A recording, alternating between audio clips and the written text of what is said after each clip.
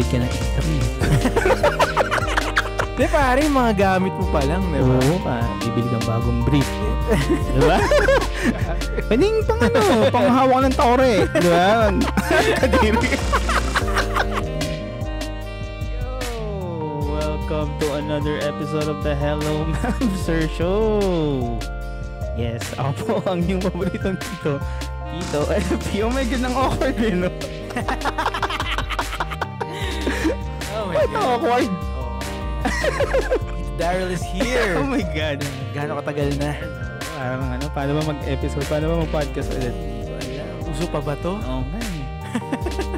To nga, parang 2020, 2019 feeling ulit. Yes, grabe. Talagang nagtampo na yung mga mic natin. Oo nga eh, nasisira na, nilalagas na yung mga natin eh. Mga wires natin, nagtago. Hindi mahanap. Tagal ko nang hinahanap tong mga SD card natin. Wala na, kala ko hindi nagagana. Anyway, so yan.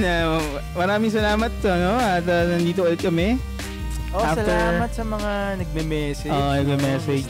Miss din namin kayo, grabe. Nag-comment pa rin sa YouTube. Kahit mga hateful comments yun. Tagal nyo mag-episode. Sabi sa amin. Napilit nyo na kami. Oh yes. Ayan. At yan, dito kami ulit para mag-episode. And ano bang balita sa atin? Tito Daryl. Ano bang balita sa iyo? Wala namang bago. Talagang yun, life. Yes. Pero ano bang update natin? Oo nga eh, ang daming nangyari parang una-una. Kinalulungkot po namin sabihin sa inyo na si Tito Luis ay oh my God! Sumakabilang bansa na po si Tito Luis. Nasa na po siya. Channel TV5 na yun. TV5 na. Parang showtime lang, parang ganun lang. Parang Itbulaga pa. Itbulaga, yan. Naglilipatan. Ano na ba tawag sa kanila? Nakalimutan. E80. Eat lang. E80. Eat and. Tama talaga nagbago sa mundo. Oo, grabe. Wala na sila sa 7. Oo, grabe. Pero yun, si Tito Luis ay nasa na ngayon. Transgender na si Tito Luis. Hindi, nasa siya ngayon. Nasa malamig na lugar na ngayon si Tito Luis. Nasa Vancouver. Nasa Vancouver na. Tito Luis, miss na namin ikaw. Sana nasa mabuti kang kaligay. Mali mo, no? Bumisita ulit siya dito. Oo nga. Lamig na siya doon. Kailangan niya ng break. Siyempre, uupo ulit siya dito sa show. Ano pag-uusapan? For the past few years, maraming nangyari sa amin. Katulad niyan, si Tito Luis, nagkaroon siya ng magandang desisyon na umalis ng Dubai. Gano'n na siya, ang tawag dito, sa makabilang bansa na siya. Better opportunity. Better opportunity, kasi why not, diba? Sipin mo, ilang taon siyang naiinitan sa Dubai. So, diba? Iba naman, ibang settings naman. Grabe. Tito Luis, pag may opening dyan, kahit lang, alam mo na. Bikini. Grabe. Magaling ako mag-map. Maganda pag-usapan ngayon. Siguro changes, no? Pwedeng pag-usapan changes. Pwede. Yeah. Magandang mga pag-usapan about changes. Alam mo, interesting din yung kung yung nagsimula din tayo ng podcast. Well, actually, nagsimula tayo ng podcast pre-pandemic, no? Iniisip ko kasi, nag-podcast pa tayo dahil pandemic. Hindi din eh. Hindi. Way before pa. 2019. Yep. June 2019 yan. Before pa mag-pandemic. Yeah, 6 months before pandemic. Kaya din tayo nagkaroon ng mga gap episodes that time kasi bawal magkita-kita eh. Yes, karoon ng parang Zoom episodes pa tayo. Ang tagal na rin nagra-run itong podcast na to, no? Pero nagkaroon nga kami ng hiatus for ilang taon ba? Isang taon no? Isang taon din mahigit. More or less. Itong huli. More than Kasi may episode kami na hindi pa na-upload. Sana ma-upload before namin itong i-upload. Sorry Tito Epi. Ayun, dami naming kasi dami nangyayari sa amin. Pero usually nagkikita naman kami ni Daryl every week. Kami. Pumunta somewhere, yan, ganyan. Yun lang. Pero honestly, isang malaking factor yung pag-lay low ni Tito Luis sa show eh. Kasi siya talaga yung siya yung siya yung nag-edit. Medyo driving force din natin siya. Siya diba? Nag-edit. Saka napaka ni Tito Luis sa oras eh. Siya yung bibo eh, no? Pag mag-episode, hindi pwedeng chumil. Kailangan gagawin natin. Kailangan matapos yung episode. Kasi para lang malaman ng audience, parang 1 to 2 episodes ang ini-record namin per day. Per recording. Oo. Nag-record kami ng 2 episode para lang Naalala mo ba dati, magre-record tayo ng weekend, 2 episodes, magpapalit pa tayo ng t-shirt, pare, for the night. Tapos hindi na. Wala sila hindi naman tayo naamoy eh. Totoo. Oo, diba? Tayo lang naman nagkakaamuyan eh. Sanay naman tayo sa isa't isa. Medyo parang, pa tayo nun eh. Parang, conscious ka pa eh, conscious pa eh, conscious ka pa. Baka makita ko nung hindi naman nagmamatter, to be honest. Oo. Especially yung para sa mga listeners natin na hindi naman din nanonood. Parang, pinapakinggan tayo on the side. Nagtatrabaho or nagko-commute or something. Tama. Hindi naman din tayo nakikita. Hindi naman tayo nakaamin ng mga yan. Oo nga. Anyways. So yeah, well, I guess yun yung mga major changes sa namin, sa dynamic namin dito sa show. And pero yung paglipat ng ibang bansa, let's say, for para sa topic ng change, no, para kay Tito Luis, yung paglipat niya ulit ng lugar para mag-acclimatize sa isang lugar. Na lang, ikaw, parang kung magkakaroon ka ng ganong opportunity elsewhere, pero let's say mag-start ka from zero. Oo. Kakagat ka ba? Sa ganitong edad. Try mo ba? Sa ganitong edad. Yeah, of course. Risk kasi risk siya na kailangan, let's say, well, depende sa tao, no? Kung ikaw yung tao na talagang ayaw mo ng monotony, and parang ayaw mo ng, or gusto mo ng challenge, let's say. Si Tito Luis, grabe yan. Grabe yan, competitive yan eh. Competitive yan. Sipin mo, dating yan? Dating tawag dito, nag-gym yan si Tito Luis dati. Oo, konti na lang. Nung may goatee pa siya yun. Goatee pa yan dati si Tito Luis. Medyo scruff yung itsura niya ni Tito Luis. May bad boy, no? Oo, bad boy yan. Packboy yan. Original packboy yan na sa ato eh. Ay, nako. Oo, grabe. Pero sa age natin, nasa na tayo eh. Mga late 20s na tayo. Mahirap na. Ilang months ka naman? 20? Ilang months ka na ngayon? Ilang weeks ka na. Ilang weeks ka na. Oh my God. Pero hindi, ang mahirap siyang desisyonan, no? Ang hirap i-weigh yung risks and rewards. Kasi unang-una, parang papakabit ka ng internet. Di pare, mga gamit mo pa lang, di ba? Oo, bibili kang bagong brief. Di ba? Ang hirap nun, Ari. Madali lang yun, mga medyo mapupunit na. Ilalitigo mo na yan. Hindi na, pag-isipan mo muna. Pwedeng panghawak ng tore. Di ba? Kadiri. Oo nga pala. Bili kayo ng cookies ni Tito Epi. Si Tito Epi nagbibake ng cook. Hindi siya napapaso. Dahil sa brief na gamit na. Yan. Matibay yung garter na diyan. Makapal eh. Mahirap yun kasi nakita natin kay Tito Luis kung paano niya hinol yung mga gamit niya. Sinort niya yung mga bebenta niya or anong dadalhin niya. Ilang box ng gold bar yung iniwan niya. Iniwan lang, no? Iniwan niya lang sa tabi ng lakasada, men. Grabe naman. Sabi niya, kadiri ito ba? Dirty na to eh. Matagal. Oo, sabi niya. Pero dami niyan dinilang gamit eh. Kasi nakita ko yung ano niya kasi, syempre, isa kami naghatid kay Tito Luis, nag-ano sa kanya, nagtumulong sa kanya to ano. Ilang boxes yun? Parang... mga 20 plus yata, 20 plus. Isipin mo yung buong... 28 boxes. 28 about. So isipin mo yung buong buhay mo na ginawa mo sa isang bansa na ano ka pa rin, na parang dayuhan ka rin. Yung inipon mo. Ngayon, iipunin mo siya ulit.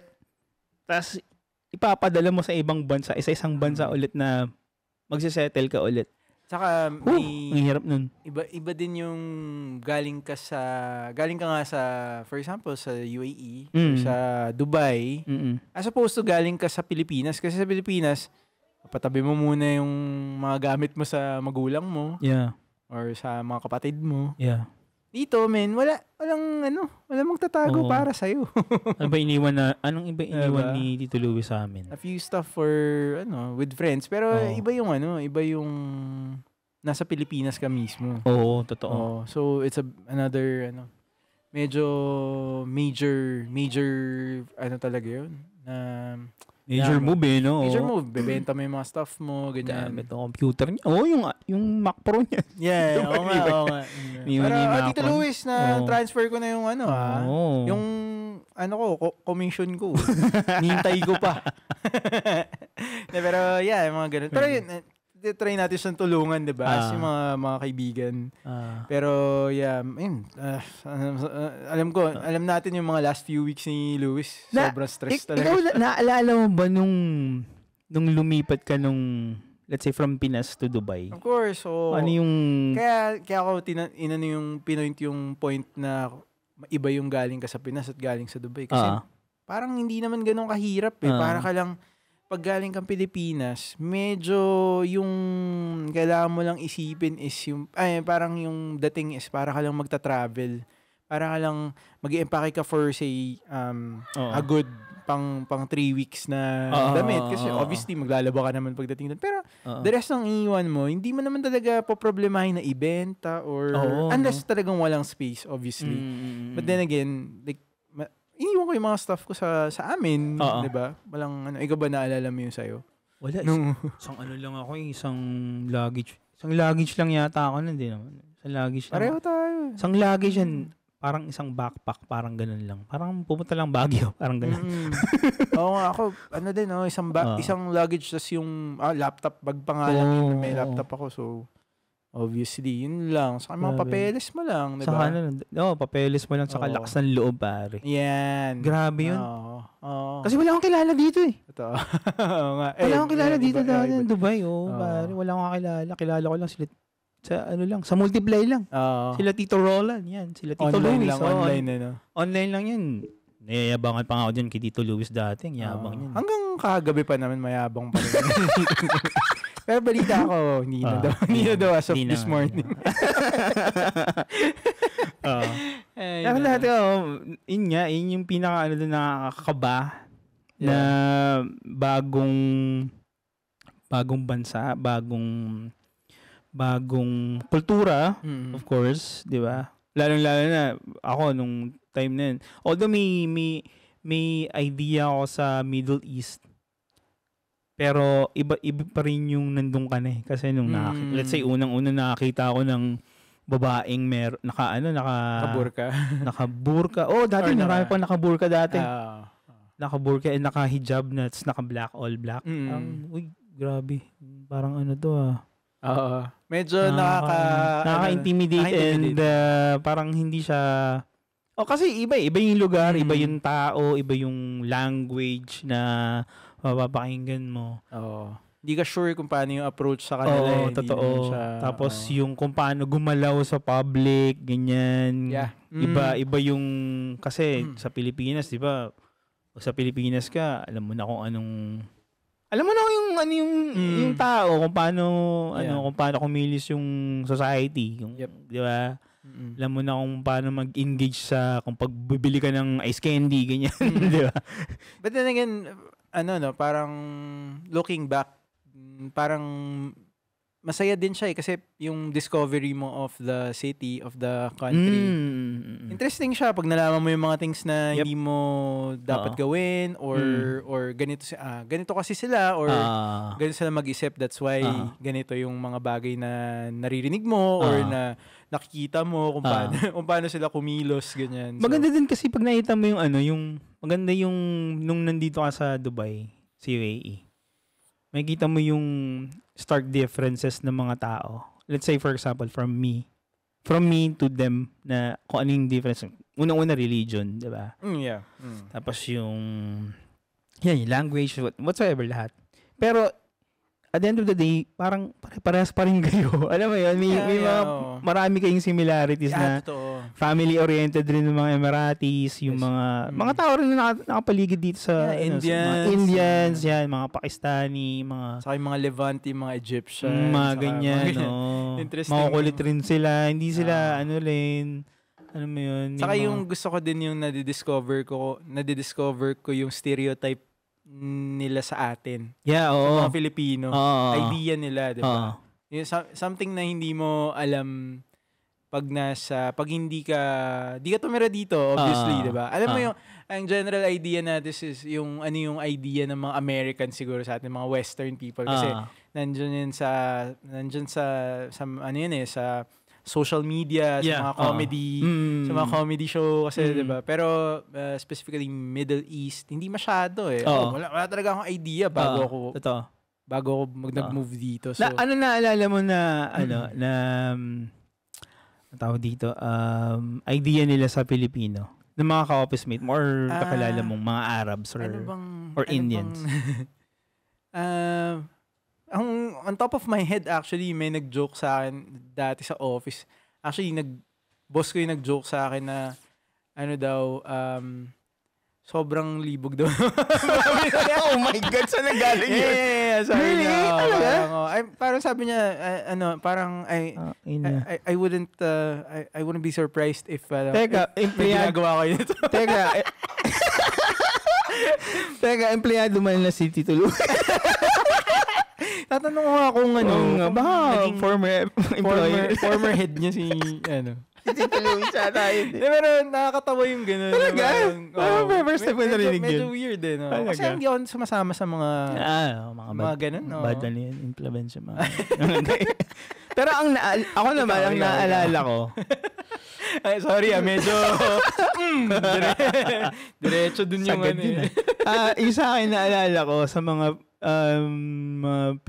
mga Emirati or basta basta foreign na ibang lahi. About sa Pilipino is sobrang nating masayahin. Yeah. To the point na to a fault. Parang bakit ang saya ninyo? Bakit ang saya ninyo? Alam mo yun, parang totoo. Parang in a negative way na parang bakit palagi yung ang saya, parang ganun. Sabi ko, galit sila na masaya hindi ako, parang hindi ko alam kung naranasan. Well, totoo naman kasi pag usually pag nasa nasa public place ka, let's say kunya nasa coffee shop ka or nasa restaurant ka, ang unang maririnig kung merong mga nagtatawanan, mga Pilipino, grupo Pilipino sila. Siguro dahil doon. Maybe. Parang rin tayo mga Egyptians din na sobrang ang iingay din nila pag nasa public.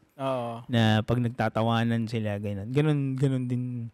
Siguro actually, pag inisip mo nga din inisip ko sa sinasabi mo about pagiging masayahin ng mga Pilipino kahit sabihin mo na mahirap yung trabaho or may problema ka sa trabaho or something. Iba din pag nasa isang lugar ka na melting pot katulad ng Dubai, diba? Parang kahit napaka-cheesy yung typical na sinasabi about us na tayo, hard workers tayo. Yung ganun, no? Napaka-resilient natin. Kahit overly said and done. Totoo siya mas mas umaangat yung ugali na ganun pag nakahalo ka sa ibang lahi. Totoo. Kasi nakikita ko yun sa mga service industry. Yes, 'Di ba? Pag kumakain ka sa restaurant, umorder ka sa fast food, dami ko na nakita ibang lahi na sobrang sama sa mga customers. Oo. Ito naman parang is an observation of other people, of other nationalities or ethnicities. Pag kabayan, pare, hindi mo makikita na namumroblema siya. Hindi niya dinadala. Or efficient pa rin siya kung alam mo yun, hindi madedelay yung order mo I'm sure hindi naman 100% yun, pero the thing is most of the time ang sinasabi ko, yung ibang tao, yung ibang lahi, nakikita ko sa mukha nila na hindi sila masaya. Nandun sila parang pa lang, umaga pa lang. Parang first shift pa lang. First order pa lang ng start pa lang ng shift mo, ganyan na yung mukha mo. Totoo nga, sobrang masayahin talaga tayo. Yeah. Kahit saan Parang kumbaga maaasahan ka na maaasahan ka most of the time na hindi siya, wala kang maagrabyado, ginagawa mo yung trabaho mo ng maayos. Which is parang comment. Hindi ko alam kung ano yung bakit ganun yung society natin. Bakit tayo nga, paano natin pag dinisect mo yun, bakit ganun tayo? Hindi ko rin alam ganun tayo. Sanay tayo sa hirap, ganun. Something ba yun sa siguro, education system natin? Ganun ba? Sobrang hirap ba ng school? Na parang okay na lahat after? Or nahihirapan din naman ako sa thesis ko dati, naalala ko. Pero totoo. Ganun ba siya? Siguro, yun nga, siguro, parang isa sa mga subject na yun, parang pag nag-commute ka sa Pilipinas, di ba? Parang, shucks. Di ba? Parang itatawa mo na lang puta. Lahat tayo, kakakamot ulo na lang kasi puta. Hindi lahat. I mean, mahirap ka man or mayaman ka, puta, apektado ka ng traffic Totoo. Ganun siguro. Siguro isa sa mga yun. Ewan ko. Siguro. Yeah. Kasi matagal makes ng sense, matagal ng ang tawag dito. Problema sa Pilipinas yung traffic na yan.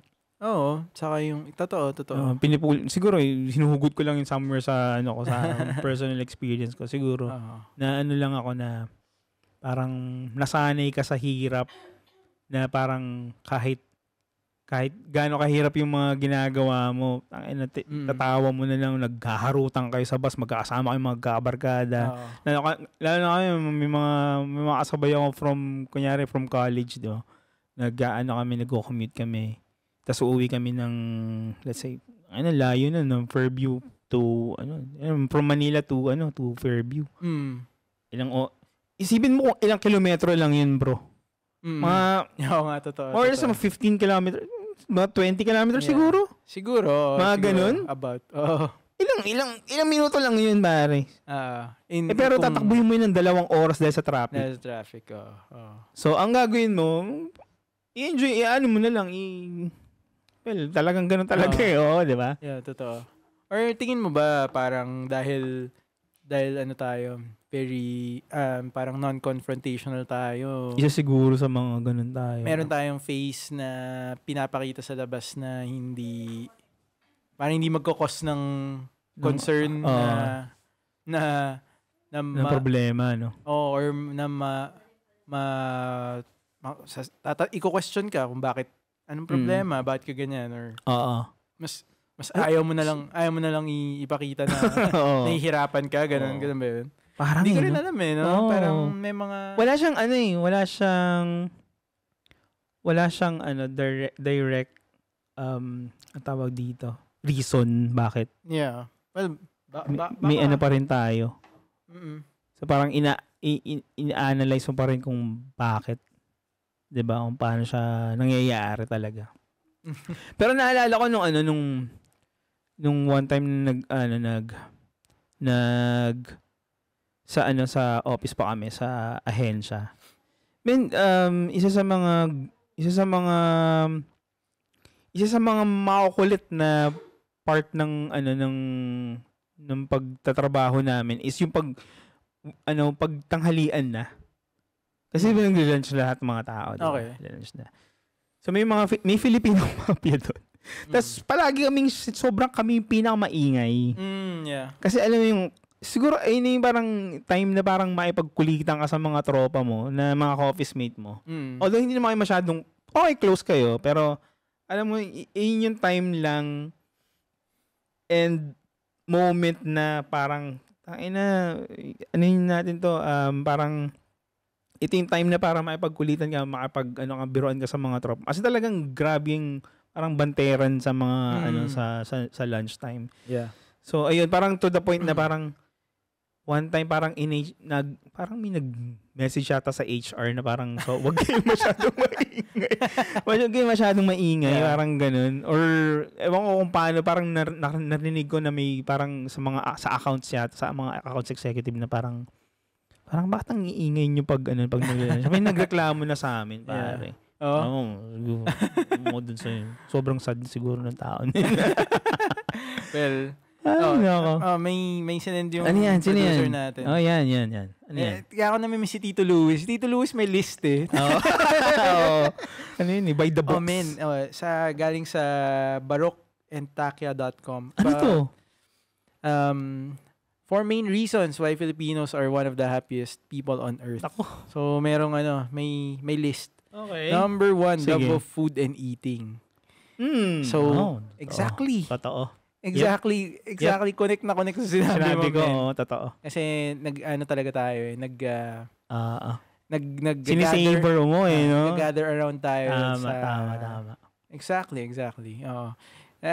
Naalala ko tuloy yung pinapanood kong YouTuber na architect na kalimutan ko yung Sino to? channel niya.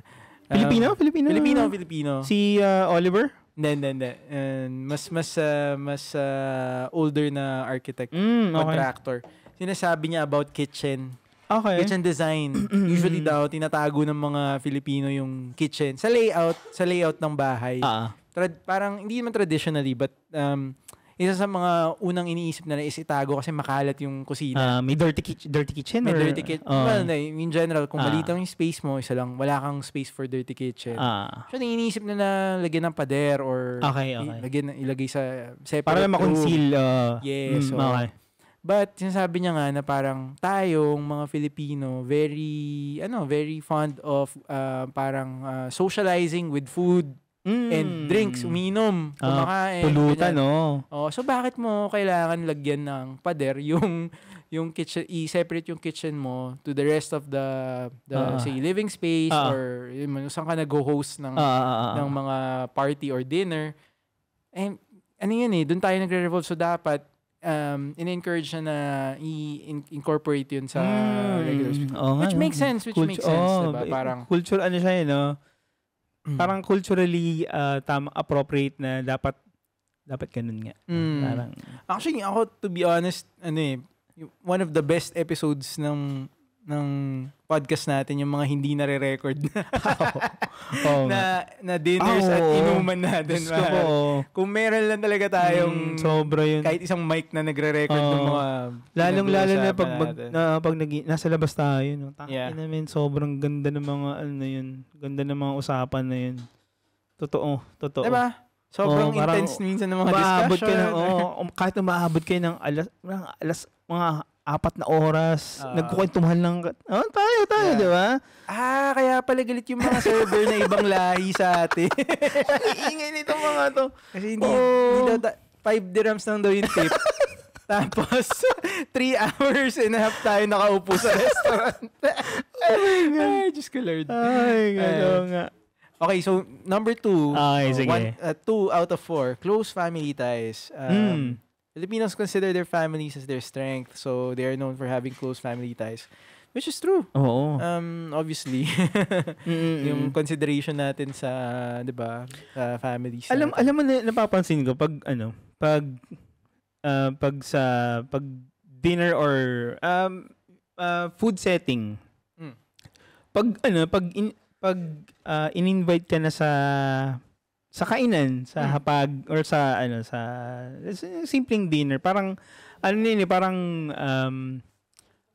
signal na siya na you are inside the family, you are part of the family na. Parang ganun no? Parang, di ba? Ako yung napapansin ko yun. Parang, pag paano ba? Di ba parang medyo tricky din yun? Kasi yung mga, yung mga, wow, practical effects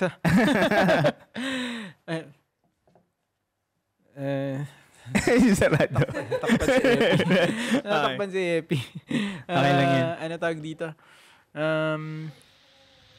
Di ba mahilig din tayo mag-invite tara kain, kahit hindi mo naman minimin. Totoo, pare. Parang hindi din siya, paano ba? Hindi rin siya ganun ka, Pero hindi, pero parang may genuine, may ano yun dalawang klase kasi yun, di ba? Parang sign of respect yung tara kain tayo. Or parang pag kinakamusta mo, unang tanong mo agad, kumain na kayo? Kaya pag nagkikita tayo, kumain na kayo. Totoo. Di ba? Ayun na yung pero parang high lang yun. Parang ganun, hello lang talaga siya. Hindi mo naman talaga sila papakain. Totoo. may paano ba? May konting may hindi miscommunication yung term pero parang may confusion minsan sa mga part na yun. Or things na to be honest na let go ko dito. Hindi ko ginagawa yun. Hindi ko na yung tara kain. Talaga ba? Hindi ko na siya ginagawa kasi hindi siya thing sa, for example, sa opisina. Dati, nung nagtatrabaho sa Pilipinas, automatic sa mga office mate mo. Tara, kain tayo. Tara, baba tayo. Saan tayo kakain? Or pag kumakain ka na, mag-i-invite ka. Walang ganun sa office. Dahil iba-iba yung... Pero with, let's say, Filipino friends or Filipino office mates, siguro may at a certain point, hindi na rin At a certain point, kahit kami ng mga office mates ko, hindi na rin Kasi, unang-una, medyo depende rin sa situation. Katulad namin, working lunch kami. So, ibig sabihin, kain ka sa sarili mong oras. So, minsan, kakain ako ng 1:00, tapos yung katabi ko sa office, kakain siya 2:00.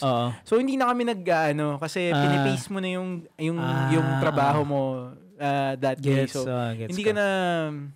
Alam mo, kasi bibigyan mo pa siya ng burden na mag-no or so parang sige, kanya-kanya na lang. And naging normal na siya na, for example, nagdi-discuss kami, may isang kumakain. Walang issue. Kasi ito yung time mo para magawa yung lunch na yan. Fine, sige, kain ka lang. Walang nababother. Unless siguro may kumakain ng bagoong, which yun yung iniiwasan namin, di ba? So yeah, yung mga ganong stuff. But yeah, it's a different setup sa amin, at least sa amin, sa opisina namin, 'di ba? Hindi ko alam kung ganun pa rin sa mga depende ibang talaga Filipino. Sa setting. Yeah. Kaya ba sa office sabay ba kayo kumakain ng mga, meron ka bang parang mga... Si Lewis talaga ang kabady ko sa susubang kami ng grabe. Paano miss you to Lewis. Ayan, palagi kami ayun yung time na, kasi, ayun sinasabi ko sa'yo dati, mga nakarang araw na, sabihin ko sa'yo na parang, may mga times na hindi kami nag-uusap for the whole day ni Tito Lewis. Magkikita lang kami sa lunch. Okay. Magkatabi kami ni Lewis sa table. Pero ang time lang namin makapag-usap kasi sobrang busy or sigurong walang time para may pag-usap. Sa lunch lang kami mag-uusap tapos after nun wala na. Mag-uusap lang kami pag lunch. Kasi diretso trabaho na hanggang alas 6 no? Grabe yun. Ratrata na agad ganoon naman talaga. Otherwise nag-chichismisan lang kayo the whole time. Saka yun nga, nag-hinder din yun sa productivity mo. Tama. Yeah. One time nga, naalala ko, parang tumagal yata kami ng 1.5 oras. Nagkukwento namin ni Lewis.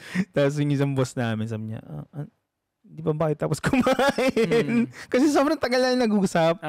Kumakain namin, tapos nag-uusap lang kami. So parang di namin namalayo yung oras. Parang... Yeah, ganun naman normal. Minsan, disadvantage yun for us kasi dahil working lunch kami. Ayun, pag napasarap yung kwentuhan habang kumikasabay ka kumakain. Yeah. medyo ubos yung oras mo kahit pa paano. Imbis na parang 20 minutes lang yung kain mo. Lalo na pag kunyari hindi mo masyadong close yung kausap mo. Ay, alam ko yung sinasabi mo. Ay, parang ang hirap umalis. Ang hirap umalis. Alam mo yan, di ba? Kailangan ka ano bang magic word para umalis? Parang ganun, di ba? Ang hirap kaya ganun. Or parang, pwede ba ka lang? French exit ka? CR ako parang.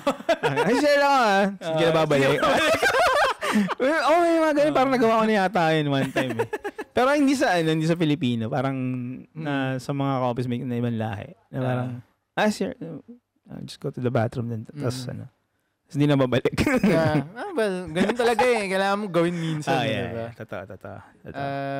Babalik ako dun sa sinasabi na about close family ties. Bad tayo masaya. Go. Sinasabi lang nila dito in general or kasi parang yung support and yung emotional and physical support ng family, yung love and care na meron tayo sa upbringing natin, which is I guess dahil parang kung yung closeness natin with families. Like, for example na lang in a general idea, katulad ng mga say Japanese people or I would say Japanese people yung alam ko na meron lang akong idea na parang kailangan at a certain age, an early age, parang bawal mo na sila ihatid sa school. Kailangan sila na lang. Yeah. Tayo, parang yung nurture, matagal.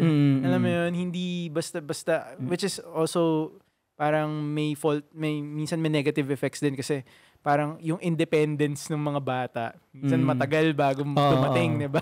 Kasi hindi masyadong na shelter yung mga obviously in different capacities and levels, depende sa kung paano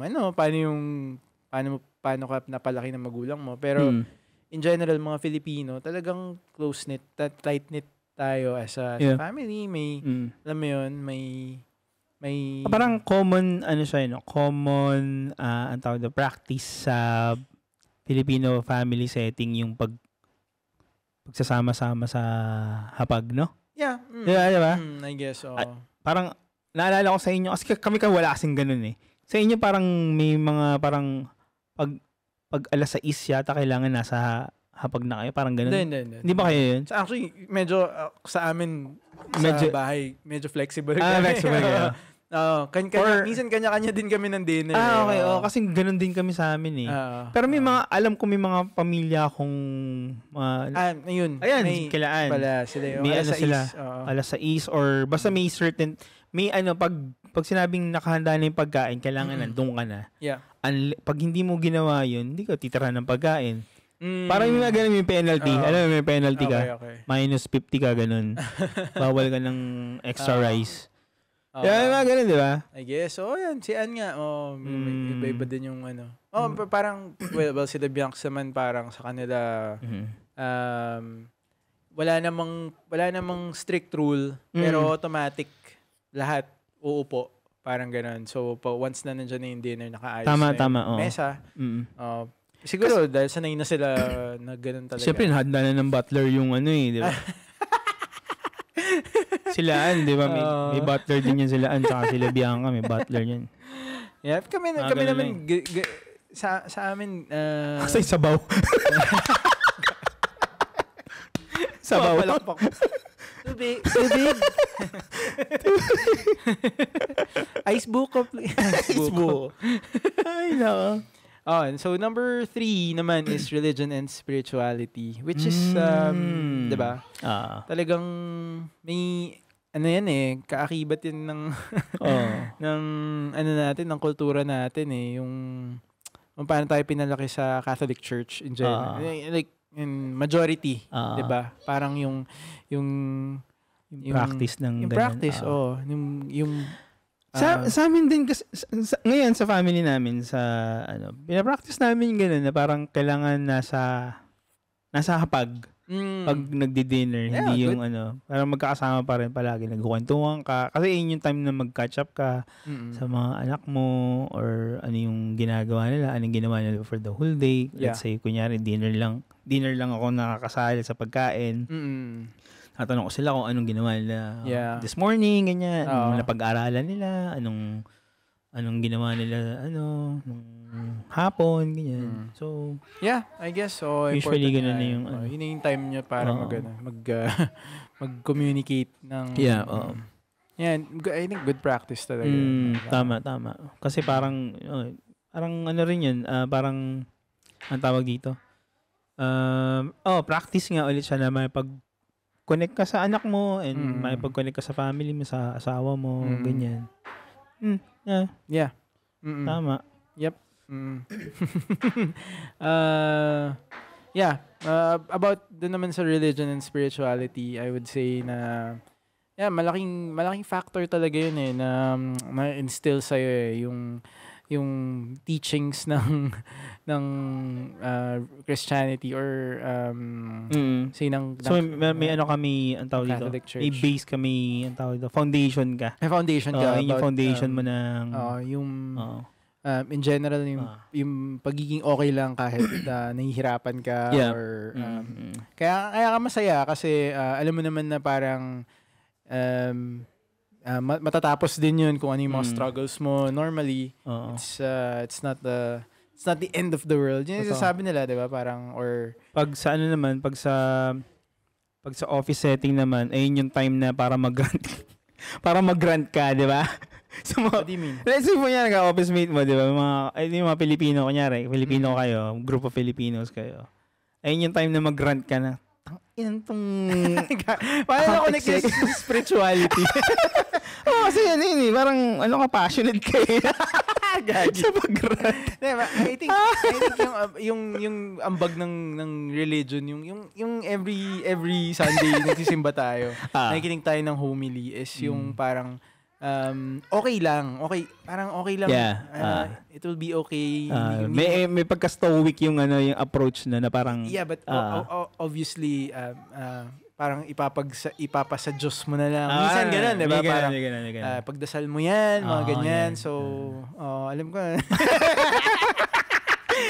No comment. But, di ba, it's part of, practice yun yung emotions mo, kaya mo siyang kaya mo i-appease yung sarili mo because of that practice, because of yung teachings na yun, no? Parang, mas madali in a sense, mas madaling dalhin yung mga problema kasi may kasama ka.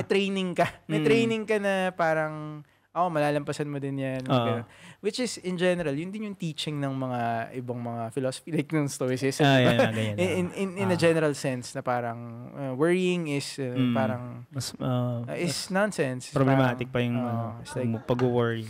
Yep. Yeah, so I guess yung last number is grabe, Stoic. Saan mo nakuha yung Stoic? Ano lang yun, bro? Nakita ko lang yun sa TikTok. Nakita ko sa TikTok. Yun, bro. Yung mga mga heartment oops kami. May mga ganun. Ano yun? Hindi ko alam. Narinig ko lang rin yun Tingnan mo yung mga nag-comment ng mga lalaki ngayon. Sabi ko sa'yo grabe. TikTok. Ay, nako. Oh my God. Number 4, traditions and special occasions. Yan nga, parang itong number 4, I think it ties in all the number 3. Thank you sa producer natin. Nahanap niya to right away, yung baroqueandtakia.com. Ano to? Huh? Meron pa. Sige, wait lang. Tapusin na natin yung galing sa baroqueandtakia.com. Yan. So yun nga, yung traditions and special occasions ties in all of it, all of the numbers kasi yung mga traditions and special occasions na yan based on religion, mga fiesta, mga yung mga birthdays, anniversaries na or kung ano yung celebrate mo. Kung ano pa celebrate natin as Filipinos, no? Kung ano mang or as kung anong yung family nyo. Nalala ko, celebrate namin yung patuli si Tito Lu. Grabe. Naalala ko, nagpalit yun pa si Tito Luis. Di ba pag na-invite ka sa mga ganyan, alam mo may upcoming na event either sa pamilya or sa mga barkada. Man, excited ka. Tama. Nakakalimutan mo yung mga problema mo. Parang excited ka kasi yun yung isa sa mga outlet mo para mag-unwind, para 'di ba, para makapag-interact sa mga ibang tao or maybe siguro parang parang a chance na parang maglabas ka na sama ng loob kung nandiyan yung mga close mo na mga tao, 'di ba? Diba? Parang paano like ngayon, I guess yung sa atin yung current na ginagalawan nating mga magkakaibigan. I-look forward to natin yung mga weekends natin. Kahit magkakape lang tayo. Naglalaro yung mga kids. Parang, 'di ba? Minsan gusto mo lang din gawin 'yun kasi gusto mo nang kausap ganyan. Buong araw, buong linggo pagod ka. Yeah. Pagod ka kaya sa mga asawa mo. Ako hindi naman. Narinig ko lang rin yun sa amin. Sino ba yung nagkwentong pagod? Luis? Grabe ka naman, Luis. Bakit ganyan mo? Meron pa dito. Do you wonder why Filipinos are happy? Because sunlight triggers the release of a hormone in the brain called serotonin. Okay. That boosts people's mood and promotes happiness. Okay. Dahil maaraw sa Pilipinas. Tropical country, ganyan. Ganun ba yun? Kasi depressed sila. Medyo dim yung mood nila. Parang, okay. Kaya yung mga sa mga Jamaica, masaya yung mga tao. Saka sa Pilipinas. I guess. Mas totoo, no? I guess, sa mga siguro. Caribbean. Tama, mga piyesta-piyesta rin sila. Dito ba? May dito Ba't yung mga... Hindi, kasi nasa AC sila palagi. Nasa AC tayo palagi. Nasa AC tayo palagi. Minsan lang tayo naman arawan pag gano'n. Visit ka pag maaraw pa no? Ay, nako. Yan, yung serotonin na yan, nafe-feel natin yan pag nag-interact din tayo with people talaga, yung natural high na pag masaya ka sa status mo sa pag may mga excited kang ikwento, alam mo, may na-discover ka na bagay or mga bagay na gusto mong bilhin, excited ka na parang gusto mo i-consult sa mga tropa mo. Alam ba to? May kilala ako gumawa ng Gumawa siya ng PDF nung kung ano yung pros and cons nung choices ng mga bibili niya. Tanginan nerdy, no? Pero talaga mga Pilipino kasi, especially yung mga guys, and hindi lang Filipino, I guess, yung mga lalaki parang statistically talagang mga mahilig tayo sa mga gears sa mga material objects. Naalala ko sinasabi ni ni Jordan Peters. Magagalit na naman yung mga pero Lord our Savior. Lord our Savior. Jordan B. Peterson. Pero ganun talaga. And I think yung counterpart naman sa mga babae, for them, mas gusto nila yung interaction with people, with family, with friends, mas caring kasi, mas emotional. Yeah. Tayo talagang mga materyoso kasi talaga. Simple ng bagay na gusto natin. Ay. Keyboard, ganyan. Yeah. Headset. Last na talaga. Last na, mga nako 14 na keyboards no? Paano ba mag-keyboard ganito? Ganyan. Minsan nga, no look No look. Siko. Puta ragis siya. Oh my God. Ay, nako. Oh my God. Well, ayan. Basta ang tagal, jump natin na from changes to... ganun talaga Kasama, maganda rin na natin yung yung kung paano din mas naiisip mo yung mga ganyan once na nasa labas ka ng bansa. Kasi nga mas maraming iba't ibang kultura na nakapaligid sa'yo. So, napupuna mo yung sarili mo, napupuna mo sila. Alam mo yun?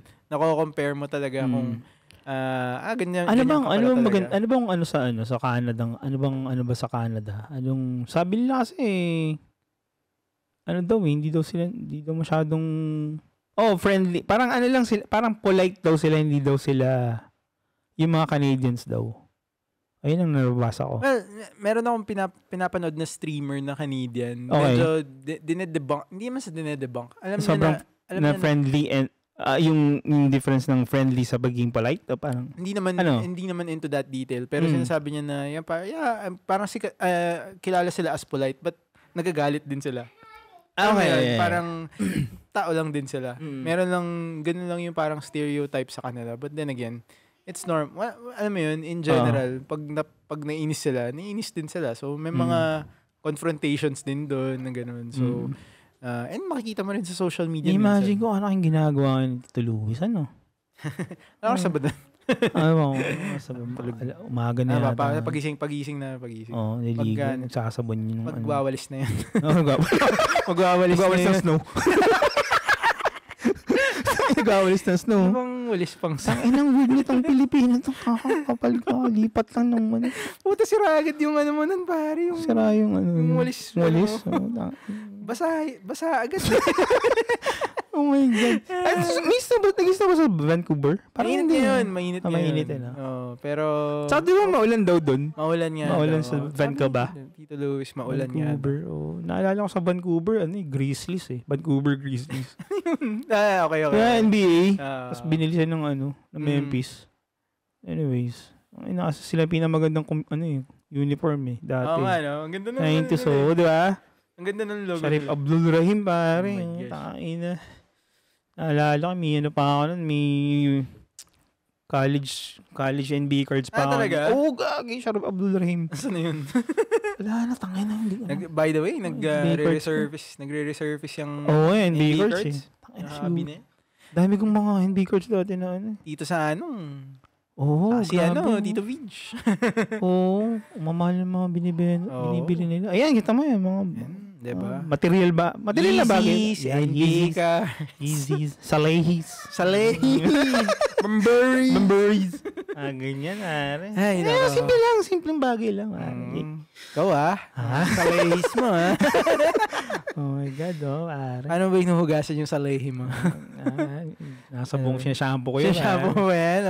Hindi pwedeng hard soap. G, your Salehis smells terrific. Good. Oh my God, G, your hair smells terrific. Oh my God. Anyway, sorry, 54 minutes na tayo nag-uusap. Siguro, ito sa mga, parang testing the waters ulit. Tagal din tayo nawala. Ang hirap mag-podcast ulit ng matagal nang tumigil. Pero, ayun, sasabi sa inyo na sa mga nakikinig and walang sawang nagko-comment pa rin and mga nagpa-follow sa namin sa mga socials namin. Nakakatuwa pa rin pare kasi parang hanggang ngayon may engagement pa rin. Yeah. Ang ginagawa namin basta siguro for the next few episodes may mga bagong mangyayari. May gagawin ko yung mga bagong stuff na kailangan namin gawin for interaction. Magpapapera o ba yung next episode? Or pwede tayo magsugod bahay. Init sugod bahay. Depende kung anong mangyayari dun. August. Grabe sa labas, ang init. Sipin nyo lang, sobrang init ngayon sa Dubai. Parang mapalo na siya ng 40 plus. Yeah. Above mga 45, ganyan, 46, ganyan. Sobrang hindi siya makatarungan talaga. So, ayan. Medyo intense. Oo. Anyway, salamat sa mga sumusubaybay pa rin and mga nagko-comment as usual. Yep. Thank you. gagawin pa rin namin yung mga susunod na episode. I-invite namin yung mga kaibigan namin. Mag-uusap kami ng mga bagong topics. Mga bagong topics, specific stuff about trabaho, about mga OFW stuff, mga ganyan. And ayun, stay tuned. And hopefully, makausap ulit natin si Tito Luis, no? Yes, sana makausap natin. Kahit hindi na siya namamansin. Si Luis, suplado na yun. Alam mo bakit anong nangyayari kay Tito Luis? Si Luis yung commission ko pala. I-message sa'yo, Ivan ka. Ay, naka. 10% lang. Okay na ako dun. Happy na tayo lahat. Oh my God. Yun. And sana, ayun, huwag kayo magsama makinig sa Hello Ma'am Sir Show. Ayun, ngayon, nandun pa rin kami. Live pa rin yung YouTube namin, youtube.com/Hello Ma'am Sir Show. Instagram at Hello Ma'am Sir Show. Ano pa ba? Facebook. Nasa Facebook pa rin kami. And, yun, hanggat, Spotify, Apple Podcasts, anywhere you stream your podcast, nandun kami. And hopefully, maayos namin yung mga, yung mga bagong, pakulo namin. Yung mga bagong guest namin. Kasi, may nakapila kami mga guest. Sino ba yung mga nakapila natin guest? Rendon Laban. Bro! Oh my God. Next week. Joke lang. Hampasan tayo ng biceps. Brandon Lalaba. Brandon Lalaba. Laki nun eh. Sino ba? Basta marami kaming future na guest na pwedeng na sobrang informative na mga Filipino ang tawag dito, leaders or Filipino